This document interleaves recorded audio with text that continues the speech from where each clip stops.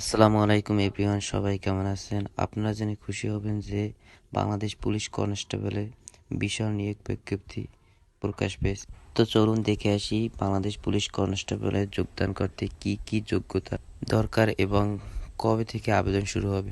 এক্ষেত্রে ছেলেদের শারীরিক যোগ্যতায় হাইট অর্থাৎ উচ্চতা লাগবে 5 ফুট 6 ইঞ্চি এবং যাদের কোটা রয়েছে তাদেরকে লাগবে 5 ফুট 4 ইঞ্চি ওজন উচ্চতা অনুযায়ী অর্থাৎ বিএমআই অনুযায়ী।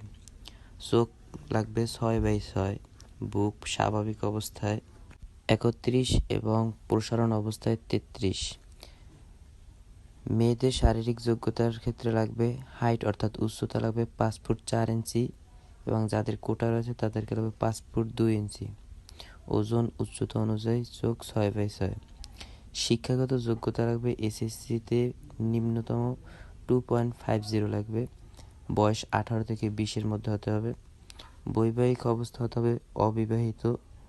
আবেদন শুরু হবে 1/10/2024 অর্থাৎ 10 অক্টোবর 2024। আবেদনের শেষ তারিখ 15 অক্টোবর 2024 পর্যন্ত।